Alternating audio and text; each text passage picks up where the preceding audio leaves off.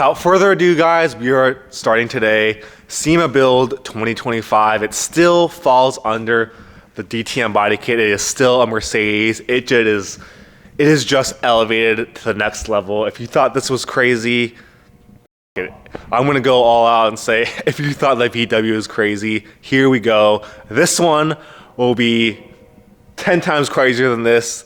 I think even more aggressive than the VW, and it will be available to you guys too. So first, what we gotta do is talk about the very first project that we as Cascade did, which actually launched the brand. So let's go ahead and unwrap this car and talk about it. So this is our 1963 VW single cab wide body. Many of you guys know this car. Many of you guys are here only for this car. And well, this is what started everything. This car right here was used to actually launch Cascade, our flannel company.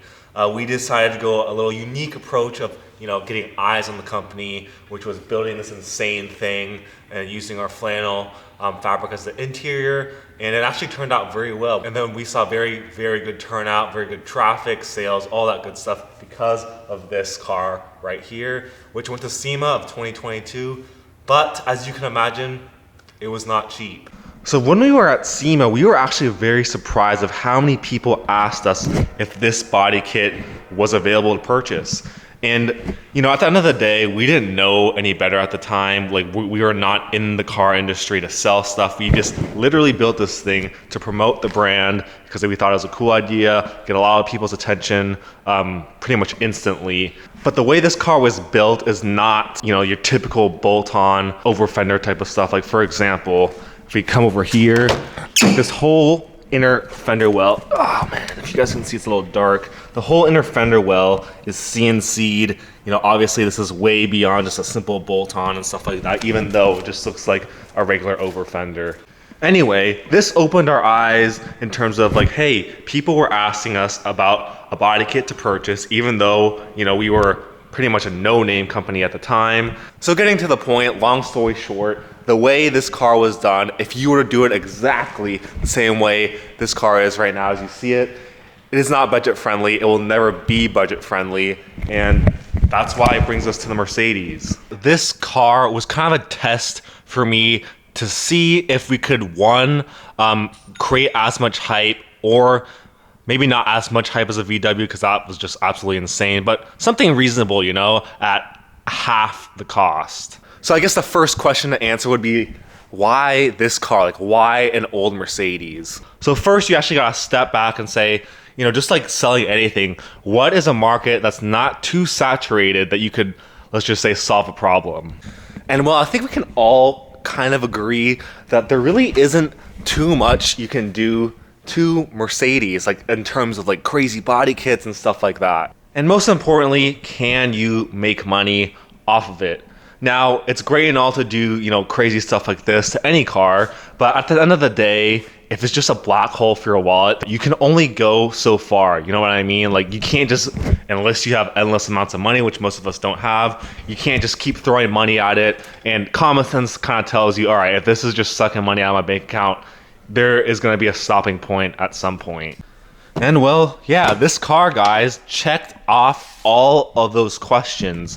It's very untapped into in terms of modifications for Mercedes. There was already an existing body kit which was out there, which I would say if any Americans were able to get, just because of the difficulty with importing stuff like that. And the kit was available at a reasonable price. So let's talk about that really quickly. This was a great opportunity because, like I said, this kit was already, being sold. It's pretty popular, I would say, in like Europe and like the Asian countries, but for some reason, it was not popular.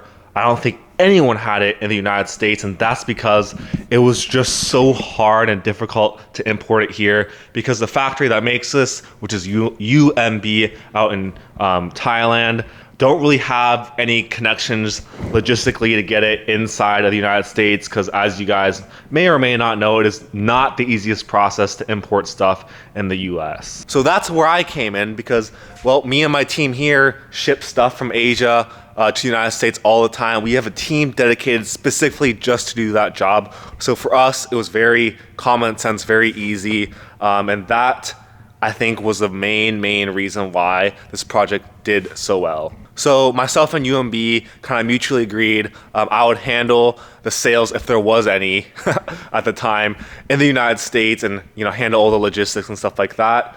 And they would handle pretty much everywhere else. So yeah, we made that happen. We kind of just agreed over text. And then I was like, hey, if we're gonna do this, I want to make a car that's not like already out there. So we agreed on being the first one to have the exposed carbon body kit. The whole thing was exposed carbon. I did paint it because I just couldn't do, a full carbon fiber quarter, over fender, all that stuff, and then all of a sudden have just like random paint on the car. So and then fast forward through the whole build process, we go to SEMA. And for me, that was the most important part of this whole thing. That was kind of where we would figure out if this was like a make or break deal. We knew how it felt. We knew the responses we needed based on the VW. So we were going in there saying, hey, can we get something similar to that? And this time when people ask us, is it for sale? We can say, yes, it is.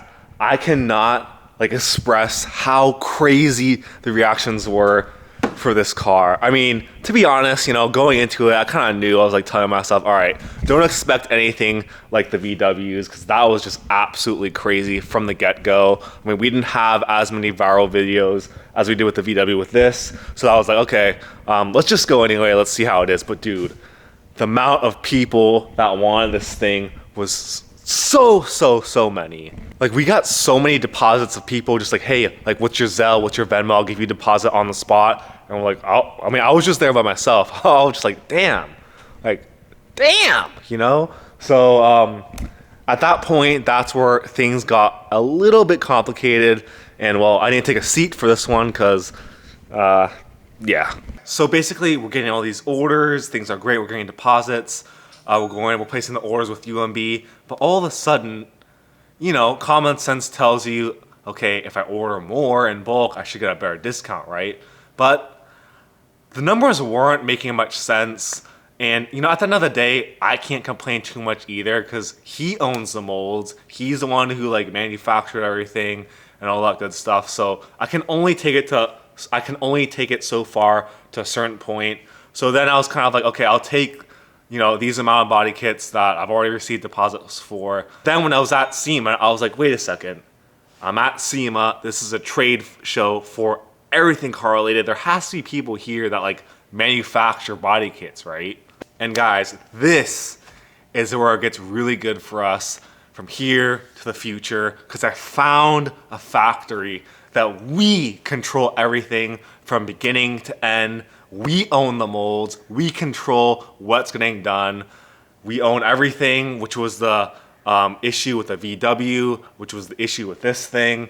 So that brings us on to the next project. So before we get in the car and go grab the next project for SEMA 2025, let's kind of bounce back into the Mercedes here, the W202, because I know half of you guys are here also for this car. We will now be producing this W202 DTM body kit ourselves. It will not be a duplicate of UMB. In my opinion, it will be much better actually, because as many of you guys know, I'm the one who put this together. So I saw some flaws that I think could be fixed, and it will look a little bit different. And let's talk about the flaws really quick. Number one, everyone obviously wanted a carbon fiber because that's what they saw. That's what, it's flashy, it looks good, it looks aggressive. But when I told them the price, they were like, oh, absolutely not. So with the new manufacturer, first of all, their carbon work is absolutely insane. We're talking matching weaves and just the quality. It just literally looks like OEM from a big car company. And also we will be able to offer you guys exposed carbon at a much more affordable price rather than this one, which if you were to buy it would cost about $20,000, which is almost 3 times the the cost of what this car was. And number two, guys, is the most asked question I was asked at SEMA which was the ride height, people were saying, hey, why can't you go lower? And I said, well, because the issue lies right here. You guys can't really see, but I'll try to get in closer. But here is the edge of the fender, right? Okay, so if you go under, there is the subframe right there. So as the car was sitting at SEMA, right there's your perfect picture. When you lower the car, it will hit the inner wheel well / subframe before you even touch the quarter panel. So yeah, guys, you can only go so low when your freaking subframe is right there, and then people might say, oh yeah, well you can like cut that out and retube it. Well, that defeats the whole purpose of this bolt-on body kit, right?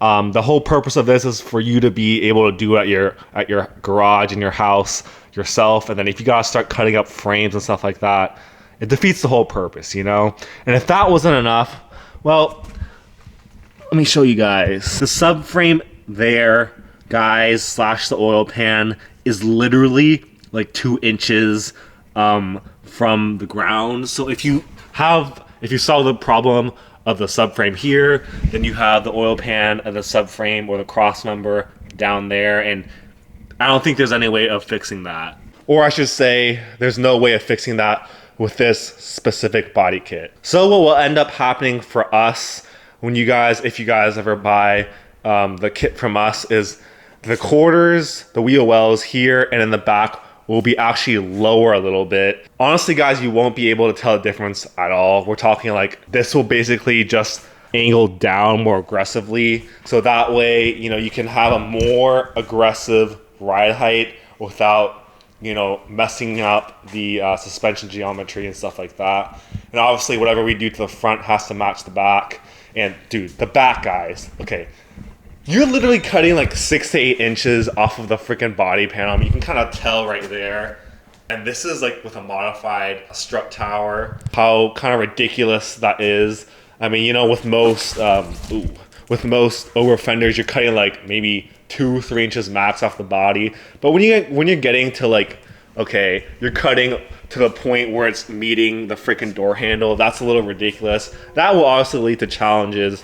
So I'm gonna fix that for you guys. And then aesthetically, it's gonna be more aggressive than this thing. I'm the one that asked them to like add stuff like the front canards, the extended splitter right there. I mean, the extended side skirt over there. And I'm not gonna tell you guys all the details because, you know, it's gotta be a surprise, but it will look a lot more aggressive than this. Maybe a little wider. And for those of you that don't like it, well, that's what Cascade is all about. Hence, you know, the VW, this thing very in your face, aggressive, and that's what we're going for here. What's good, guys? Just filming the outro for this video really quick. I'm actually on a flight right now to go film the progress of, you know, SEMA 2025, the body kit, the carbon, all that good stuff. And guys, this project is taking race car inspired to the absolute whole nother level. Can't wait to show you guys the journey, the progress of this, and well, welcome to SEMA 2025. See you guys.